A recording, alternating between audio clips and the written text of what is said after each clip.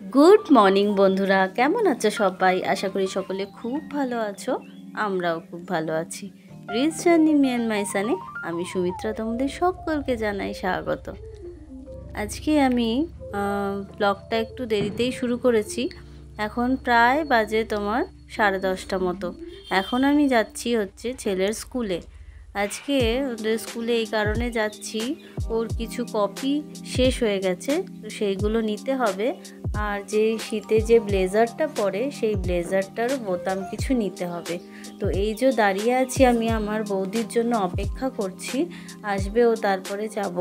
তো আমি দাঁড়িয়ে দাঁড়িয়ে দেখতে পাচ্ছি এখান থেকে যে মাঠে যে স্পোর্টসের প্রোগ্রাম বা অ্যানুয়াল প্রোগ্রামের যে নাচ প্র্যাকটিস সেটা হচ্ছিল। তো আমিও দাঁড়িয়ে দাঁড়িয়ে দেখছিলাম, খুব সুন্দর লাগছিল। একটু বড় স্টুডেন্টদের হচ্ছিল যদিও প্র্যাকটিসটা, আমার ছেলেদের প্র্যাকটিসটা আমি দেখতে পেলাম না। তো তবুও আমার ভীষণ ভালো লাগলো, দাঁড়িয়ে দাঁড়িয়ে অনেকক্ষণ দেখলাম। তারপরে খানিকক্ষণ পরে আমার বৌদি বা বৌমনি আসলো, তারপরে আমি ওকে নিয়ে ভিতরে গেলাম। ও এসছে কারণ ওর সঙ্গে আমার একটা দরকারি কাজে একটু ব্যাংকে যাওয়ার ছিল, তো সেই জন্য ওকে ওর আসার দরকার ছিল, তাই ও এসেছে। আর ছেলের স্কুলেও আসা হয়ে গেল। তো স্কুলের কাজটা কমপ্লিট করে বাড়ি ফিরে চলে আসলাম।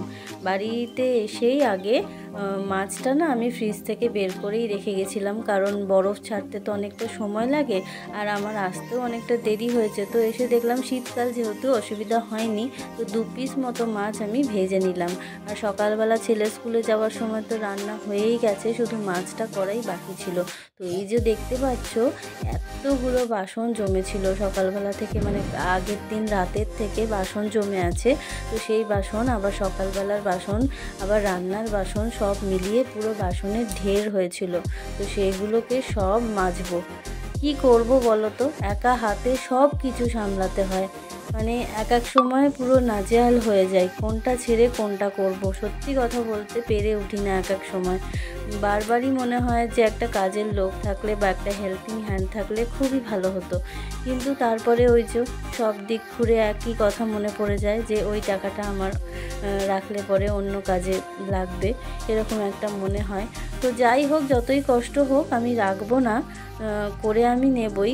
অসুবিধা আমার হলেও কিছু করার নেই, কেন কি বাড়িতে যদি শুধু থাকতাম না তাহলে পরে এই অসুবিধাটা হতো না, কিন্তু আমাকে তো সবটা দেখতে হয়।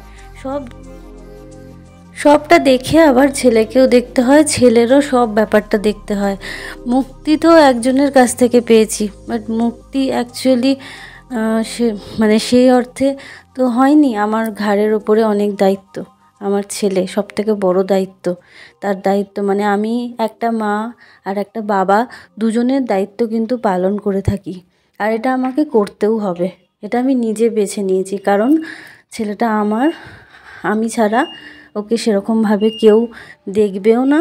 এটাই খুব বাস্তব কথা। আমি মা হয়ে সেটা মনে হওয়াটা খুব স্বাভাবিক, আর আমি এটা খুব গ্ল্যাডলি করেও থাকি আর করবও আমার ছেলের জন্য।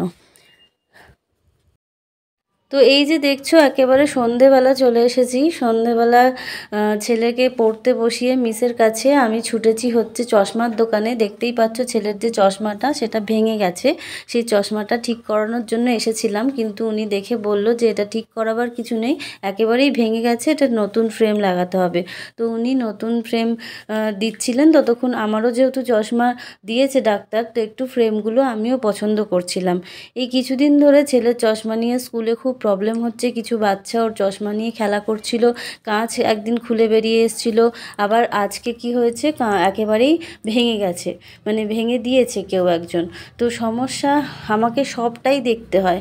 তো এবার আমি বাড়িতে চলে এসেছি। বাড়িতে আসার পরে ছেলে যে দেখো পড়িয়ে চলে গেছে মিস, তারপরে ও সন্ধে দিচ্ছে। বললাম যে বাবাই একটু চাটা নিয়ে আমি বসেছি, তুমি একটু সন্ধেটা দাও। মানে জাস্ট হাঁপাচ্ছিলাম আমি, এত তাড়াহুড়ো করেছি, কারণ চশমাটা ওখানে বসে আমি তৈরি করে নিয়ে এসেছি মিসের থাকাকালীন, তো সেই জন্য খুব তাড়াহুড়োর মধ্যে ছিলাম। ঈশ্বরের কাছে তাই সবসময় একটাই প্রার্থনা করি যে ঈশ্বর, তুমি যেরকম পরিস্থিতি দিয়েছো তুমিই সব ঠিক করবে, তুমিই ঠিক রাখবে, তুমিই পথ দেখাবে। এটুকুনি আমার বিশ্বাস আছে। কিন্তু আমার এখানে তোমার কাছে চাওয়ার একটাই, সেটা হচ্ছে গিয়ে আমার শরীর, আমার বাচ্চার শরীর দুজনেরই ভালো রেখো। তো চলো একেবারে চলে আসলাম ডিনারের ব্যবস্থা করতে। তো আজকে যেহেতু দিনের বেলা মাছ ভাজা করেছিলাম আর একটু তরকারি, সেটা একেবারে দুপুরবেলায় শেষ হয়ে গেছে। তো তার জন্য রাতের বেলা এখন একটুখানি আলু ভাজা, মানে ডিম আলু ভাজা আর রুটি করব। এই ডিম আলু ভাজাটা আমাদের ছোটোবেলাকার একদম ফেভারিট একটা খাবার। এটা আমি যখন ছেলেকে খাওয়াই, ছেলেরও খুব পছন্দ। তো এটার মধ্যে কিছুই না, শুকনো লঙ্কা ফোড়ন দিয়ে পেঁয়াজ আর আলুটাকে ভাজা ভাজা করে নিতে হয়। তারপরে তার মধ্যে একটু আলু পেঁয়াজগুলোকে সরিয়ে রেখে ডিমটা ফাটিয়ে, যেমন নুন, আমি অ্যাকচুয়ালি এর মধ্যে হলুদ দিই না, কারণ আমি ছোটোবেলা থেকে বললাম না, আমার মেজো মাসির রান্নাঘরে বসে বসে রান্না দেখে দেখে মানে শিখেছি, কারণ মাসির রান্না আমার ভীষণ পছন্দের। তো আমি সেখান থেকে মাসিকেও দেখতাম যে এইটার মধ্যে কিন্তু হলুদ দেয় না। তো আমরাও সেই জন্য হলুদ কিন্তু দিই না। আমরা বলতে আমার বাপের বাড়ির কথা বলছি, আমরা যখন এটা করি তখন আমরাও হলুদ দিই না। তো ওইদিকে ওটা ঢাকা দিয়ে বসিয়ে দিয়েছি, আর এদিকে আমি আটাটা মেখে নিই। আটাটা এখনকার জন্য মাখবো, কালকে সকালে ছেলের টিফিন হবে আর আমারও জলখাবার হবে। তো একসাথে আটাটা মেখে নেবো। তো যেটা মুক্তির কথাটা বলছিলাম, ওটা শুনে হয়তো তোমরা খারাপ ভাববে আমাকে। আমি অ্যাকচুয়ালি বলতে যেটা চাইছিলাম, মুক্তি অ্যাকচুয়ালি তার হয়েছে, সে পুরোপুরি মুক্ত, কিন্তু আমি কিন্তু নই। আমার সাথে আমার ছেলে রয়েছে, আমার কিন্তু পুরোপুরি দায়িত্ব রয়েছে আমার ছেলের প্রতি। তো সেখানে আমাকে সব রকম দায়িত্ব পালন করতে হয় এবং মা বাবা দুজনেরই দায়িত্ব একা পালন করতে হয়। আমি সেই কথাটাই বোঝাতে চাইছিলাম, কথাটা হয়তো একটু গণ্ডগোল হয়েছে। যাই হোক, তোমরা একটু বুঝে নিও।